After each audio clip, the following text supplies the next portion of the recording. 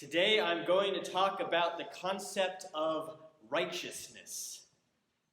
The word righteousness is tricky because we almost never hear it decoupled from the word self. We all know it's not a good thing to be self-righteous. It is, however, good to be righteous. But self-righteousness has such a monopoly on the concept of righteousness that we never take the time to understand what righteousness really is. I feel like I'm saying the word righteousness a lot right now. Bruce, can you shut the doors? They're just kind of flapping.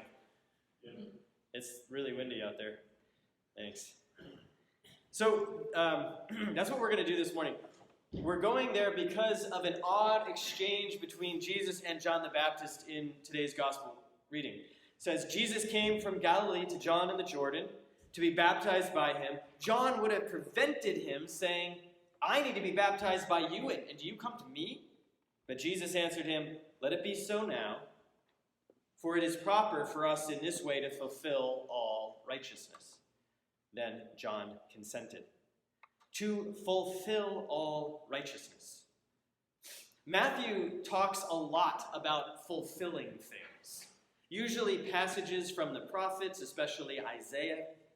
And here we have Jesus speaking about fulfilling righteousness, which we can approach a definition of righteousness from several angles.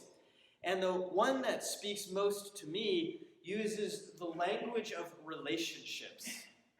To be righteous is to be in a state of right relationship with God, with other people, and with creation.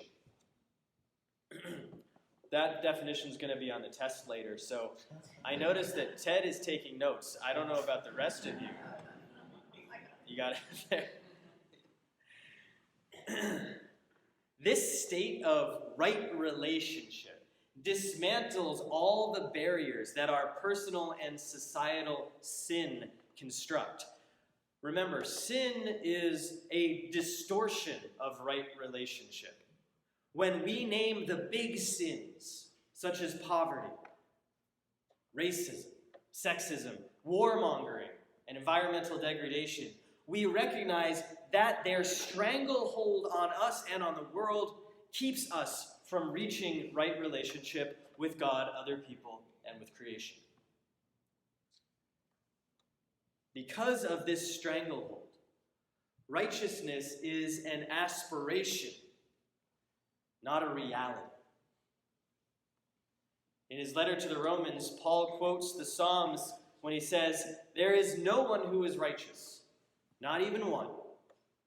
And he goes on to say, but now, apart from law, the righteousness of God has been disclosed and is attested by the law and the prophets, the righteousness of God through the faith of Jesus Christ for all who believe. For there is no distinction, since all have sinned and fall short of the glory of God. They are now justified by his grace as a gift through the redemption that is in Christ Jesus. So, as long as righteousness is an aspiration, the grace of God is the reality. We do not live in a state of right relationship with God, with others, and with creation. But we do live in a state of grace, an unrestrained gift which allows our imperfect relationships still to pulse with the perfect love of God. Grace, then, is the gift that keeps us striving, keeps us aspiring to reach the state of righteousness. And we would know that state if we reached it. There would be no war, no poverty, no privilege that was extended only to some, no abuse of power. And there would be a natural world that can sustain all its creatures indefinitely. We lament that the state of righteousness seems so far off. But remember, the state of grace exists now. But grace does not allow us to rest on our laurels. Grace compels us to extend the love of God out as far as we possibly can, touching as many relationships as we possibly can, nurturing as much of creation as we possibly can. Thus, striving for righteousness is never a solo endeavor. You can't be righteous in a vacuum, because righteousness describes relationships. And that's why self-righteousness is a distortion of the concept. To be self-righteous means to use my own self as the first and final measuring stick for my morals and my behavior. I am accountable only to myself, not to a community, and certainly not to God. A self-righteous posture allows free rein to self-interest. And self-interest festers at the root of all the world's evils. Those things I mentioned earlier. Self-interest killed our nation's ideals before the nation was even born, because the freedom of the entire enslaved population was deemed less important than the bottom line in certain bank accounts.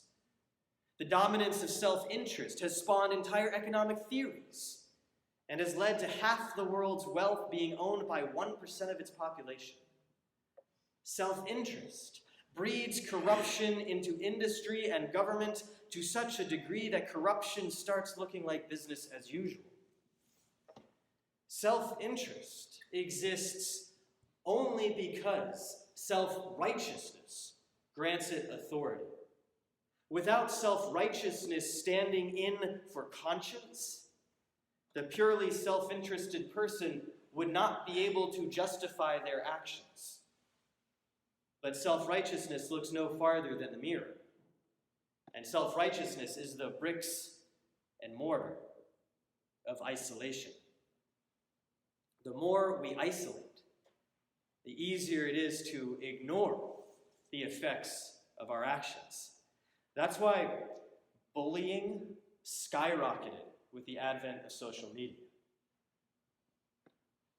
But isolation is never the way. God created all things to be interconnected and interdependent, including us. And that's why Jesus tells John that his baptism is necessary to fulfill all righteousness. Jesus is showing at the outset of his ministry that he is not acting alone. He has a partner in John, and he will gain more partners soon. And Jesus has the ultimate partner, God, who calls Jesus the beloved as he rises from the water. In his life, in his ministry, and especially in his death, Jesus shows us how little stock he puts in self-interest. As he prays in the Garden of Gethsemane, Jesus leans towards self-interest in the form of self-preservation. My Father, if it is possible, let this cup pass from me. But then he rejects self-interest. Yet not what I want, but what you want. While on the cross, Jesus endures the jeers of those who only understand the world from the perspective of self-interest, who say, he saved others, he cannot save himself. But those people don't understand that Jesus is working to unbind us from self-righteousness by going to the utmost lengths to show us what true righteousness looks like. True righteousness, whose midwife is grace and whose mother is God. Righteousness might be aspirational, but grace is real. God showers upon us the gift of grace. The more we bathe in its cleansing waters, the more we wash off the power of sin. And the more we are able to position ourselves to partner with God, to bring the state of righteousness to all creation.